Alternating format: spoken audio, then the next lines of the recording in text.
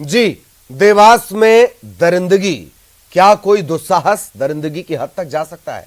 उसकी बानगी है देवास का ये पूरा घटनाक्रम, ये जघन्य हत्याकांड। 5 कंकाल मिलने को लेकर मामला गर्मा गया है। हत्याकांड के विरोध में आदिवासी समाज एकजुट होकर विरोध प्रदर्शन कर रहा है। कोरकू समाज के थे ये जो पीड़ित हैं। आरोपियों को सजा देने की मांग को लेकर नेमावर में बड़ी संख्या में आदिवासी समाज के लोग जुटे हैं। रैली निकालकर आदिवासियों ने आरोपियों को फांसी देने की मांग की है। हालांकि कानून का सम्मान करना चाहिए, किसी के लिए फांसी की मांग जायज नहीं कही जा सकती। रैली निकालकर चक्का जाम इन्होंने किया है। आदिवासियों के विरोध प्रदर्शन में जयस गोंडवाना गणतंत्र पार्टी, इनके कार्यकर्ता भी शामिल हैं।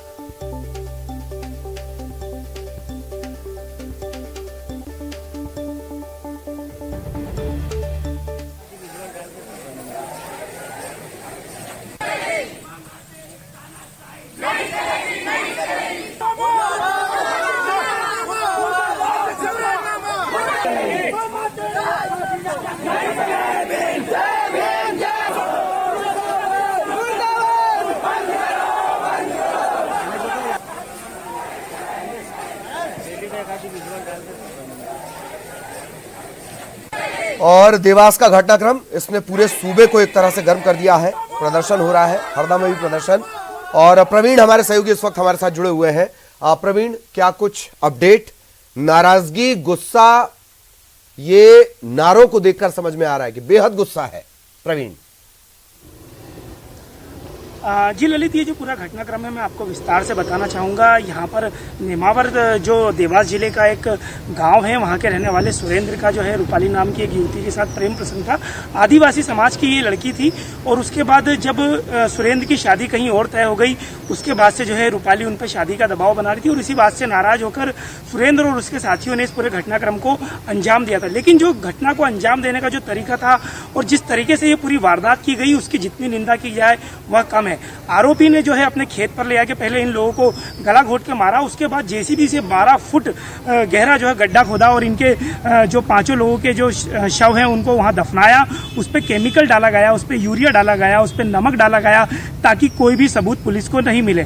लेकिन ऐसा कहा जाता है कि आरोपी चाहे कितना ही बड़ा जुर्म कर ले, लेकिन वो अपना सबूत बिल्कुल छोड़ जाता है और उसी कड़ी को पे जो है पुलिस ने काम किया और आरोपी तक पहुंची। और फिलहाल यहाँ पर जो कल शाम को यहाँ पर पुलिस ने जो है 5 कंकाल बरामद कर लिए हैं। लेकिन इस घटना के विरोध में जो आदिवासी समाज है वो काफी आक्रोशित है, क्योंकि 47 दिन पहले जो आदिवासी समाज था उनके लोगों ने इन 5 लोगों की गुमशुदगी की रिपोर्ट यहाँ पर नेमावर थाने में की थी और लगातार आदिवासी समाज के जो लोग हैं वो इस बात को लेकर दबाव भी बना रहे थे कि इन लोगों की जो है तलाश की जाए। लेकिन पुलिस का जो रवैया था वो यहाँ पर पूरी तरीके से सुस्त रवैया था। यही कारण रहा कि जो घटनाक्रम को रोका जा सकता वो रुकी नहीं। फिलहाल अभी हम यहाँ खड़े हैं नेमावर थाने में। आप देख सकते हैं किस तरीके से यहाँ पर जो है आदिवासी समाज के लोग यहाँ पर चक्का जाम कर रहे हैं और यहाँ पर काफी बड़ी संख्या में यहाँ पर पुलिस बल तैनात है। आदिवासी समाज के लोग यहाँ पर आक्रोशित हैं। उनका ये कहना है कि जो घटना के जो आरोपी हैं उनको जो है फांसी दी जाए।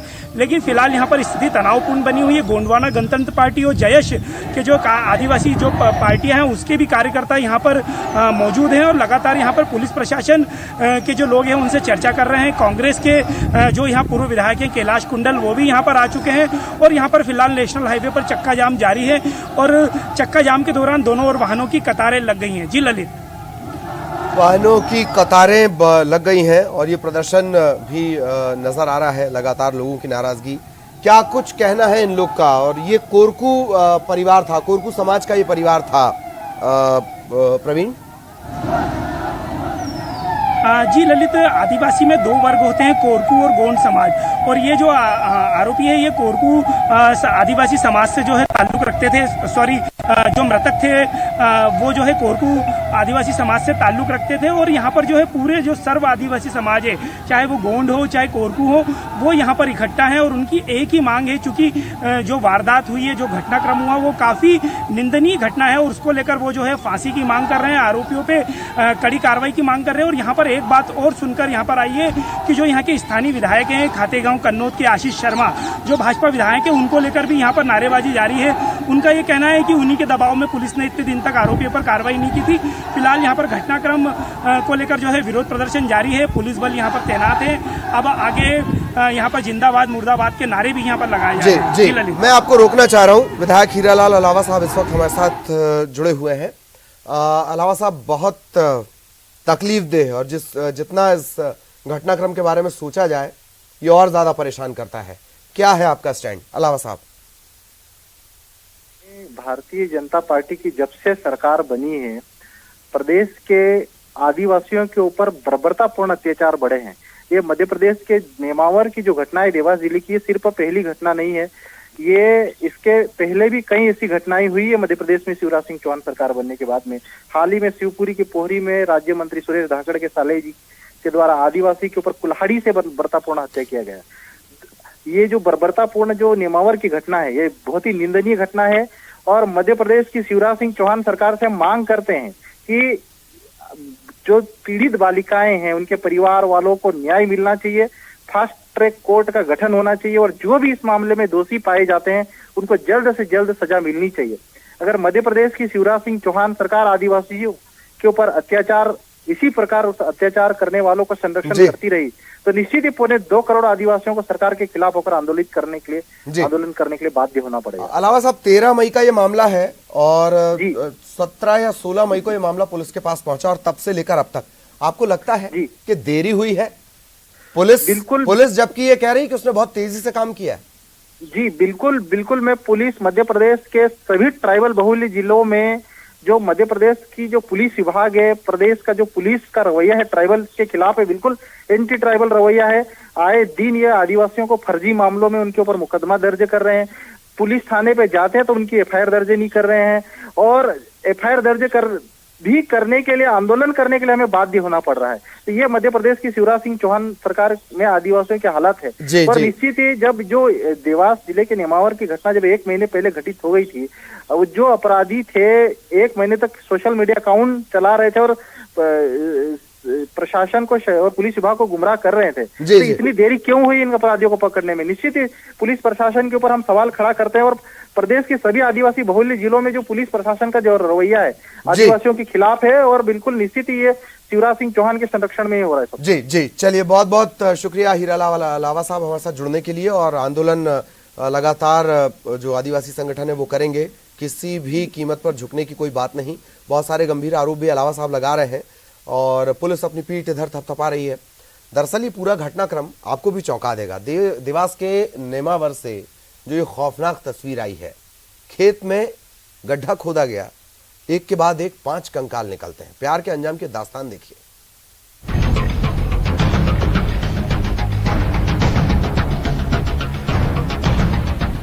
प्रेमी का क्रूर चेहरा और प्यार का खौफनाक अंजाम देवास के नेमावर में देखने को मिला। इस पूरे इलाके में उस वक्त सनसनी फैल गई जब खेत से एक के बाद एक नर कंकाल निकलने लगे। जुर्म की ये तस्वीर देखकर हर कोई सन्न है। दरअसल यहाँ एक परिवार 13 मई से लापता था, जिसकी पुलिस लगातार तलाश कर रही थी। इसके लिए पुलिस ने जगह जगह पोस्टर भी लगाए, लेकिन कहीं कोई सुराग नहीं मिल पा रहा था। फिर पुलिस ने दबिश तेज कर दी और उनके फोन लोकेशन को ट्रेस किया। तब जाकर कुछ संदिग्ध पुलिस के हत्थे चढ़ गए। पूछताछ में इन्होंने राज उगला और पुलिस इन्हें लेकर एक सुनसान खेत में गई। निशानदेही पर जेसीबी से 10 फीट गहरा गड्ढा खोदा गया और इसके बाद सभी के होश फाख्ता हो गए। यहाँ 1 नहीं 2 नहीं 3 नहीं बल्कि पूरा का पूरा परिवार दफन था। सुरेंद्र राजपूत नाम के एक्यूज्ड हैं, उन्होंने उनकी दोस्ती रूपाली नाम की एक महिला से थी। ये रूपाली उन्हीं 5 में से एक महिला है जिनकी मृत्यु हो चुकी है, जिनकी हत्या कर दी गई है। सुरेंद्र राजपूत ने पूरे षड्यंत्र बनाकर इन 5 लोगों की अपने खेत में ले जाकर हत्या की और हत्या करके उनको अपने खेत में ही 12 फीट नीचे गाड़ दिया। और पुलिस ने इस दौरान अपने सारे एविडेंसेस कलेक्ट किए हैं, इलेक्ट्रॉनिक एविडेंसेस कलेक्ट किए हैं, पूछताछ की है और अब उनको 7 लोगों को पुलिस ने राउंड अप किया है। घटनाक्रम जो अभी खुल के जो सामने आया है उसमें ये है कि सुरेंद्र राजपूत नाम के एक्यूज हैं, उन्होंने उनकी दोस्ती रूपाली नाम की एक महिला से थी। ये रूपाली उन्हीं 5 में से एक महिला है जिनकी मृत्यु हो चुकी है, जिनकी हत्या कर दी गई है। सुरेंद्र राजपूत ने पूरे षड्यंत्र बनाकर इन 5 लोगों की अपने खेत में ले जाकर हत्या की और हत्या करके उनको अपने खेत में 12 फीट नीचे गाड़ दिया। और पुलिस ने इस दौरान अपने सारे एविडेंसेस कलेक्ट किए हैं, इलेक्ट्रॉनिक एविडेंसेस कलेक्ट किए हैं, पूछताछ की है और अब लोगों को 7 लोगों को पुलिस ने राउंड अप किया है। सर, प्राथमिक तौर पर हत्या की वजह क्या रही है? हत्या की वजह से मैंने बताया कि इनकी आपस में दोस्ती थी, सुरेंद्र राजपूत की और रूपाली की। रूपाली से ये किन्हीं कारणों से उत्सुक था और उसको अपने रास्ते से अलग करना चाहता था। शायद इसी मानसिकता के साथ इन्होंने पूरे घटनाक्रम को। और भी आरोपी बढ़ सकते हैं क्या सर? अभी तक 7 आरोपी आए हैं, अभी इनसे पूछताछ होगी तो बात होगी, वरना अभी तक का 7 आरोपी हमारे पास। दबंगों ने 13 मई की रात को ही परिवार के 5 लोगों को मौत के घाट उतार दिया था। इसके पीछे का कारण लव अफेयर था। जब 21 वर्षीय रूपाली दबंग प्रेमी से शादी करने की जिद करने लगी तो तंग आकर उसने पूरे परिवार को ही मौत के घाट उतार दिया। इतना ही नहीं, कातिलों ने शातिराना तरीके से कत्ल को अंजाम देकर शव पर नमक और यूरिया भी छिड़का ताकि लाश गल जाए। दबंगों की करतूत की ये तस्वीर सामने आते ही पुलिस ने सभी 7 लोगों को हिरासत में ले लिया है। पुलिस के मुताबिक एक महिला, 3 युवती और 1 युवक का नरकंकाल बरामद हुआ है। फिलहाल मामले की जांच चल रही है। Bureau report, news 18।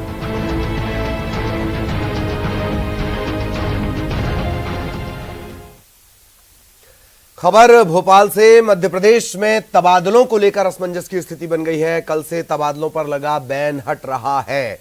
वहीं अब तक मंत्रियों को प्रभार के जिले बांटे नहीं गए हैं। ऐसे में सवाल यह है कि बिना प्रभार के मंत्री अनुशंसा कैसे करेंगे। आपको बता दें कि 1 जुलाई से 31 जुलाई तक ट्रांसफर होने हैं। जिलों के प्रभारी मंत्रियों की अनुशंसा पर यह तबादले होंगे। और सहयोगी शरद हमारे साथ जुड़े हुए हैं। शरद, थोड़ा पेचीदा मामला है, आसान शब्दों में हमारे दर्शकों को समझाएं।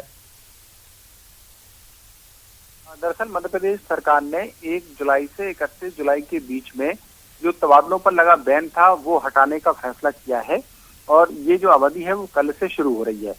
जो ट्रांसफर पॉलिसी जारी की गई सरकार की ओर से उसमें ये कहा गया था कि जो कुछ कैटेगरी के जो तबादले हैं वो जो प्रभारी जिले होंगे मंत्रियों के, उनकी अनुशंसा पर किए जा सकेंगे। सवाल यह है कि मंत्रियों को अभी तक जो प्रभार के जिले हैं वो आवंटित ही नहीं किए गए हैं, तो फिर ये अनुशंसा आखिरकार कैसे होगी। तो इसको लेकर एक सवाल खड़ा हो रहा है कि जब कल से शुरू हो रही है तबादलों पर जो रोक लगी थी उसको हटाने की म्याद और मंत्रियों को प्रभार के जिले अब तक आवंटित नहीं किए गए हैं, तो फिर अनुशंसा आखिरकार होगी कैसे। इसको लेकर कहीं ना कहीं असमंजस की स्थिति बनी हुई है। जी जी, शुक्रिया शरद इस तमाम जानकारी के लिए। और जबलपुर से बड़ी खबर, नर्सों की हड़ताल के मामले पर सुनवाई हुई है। हाईकोर्ट ने राज्य सरकार से जवाब मांगा है। उप महाधिवक्ता को सरकार से निर्देश लेकर जवाब पेश करने का आदेश दिया गया है। एमपी नर्सिंग एसोसिएशन के अध्यक्ष को भी पक्षकार बनाए, हाईकोर्ट ने यह भी कहा है। 5 जुलाई को इस मामले में अगली सुनवाई होनी है।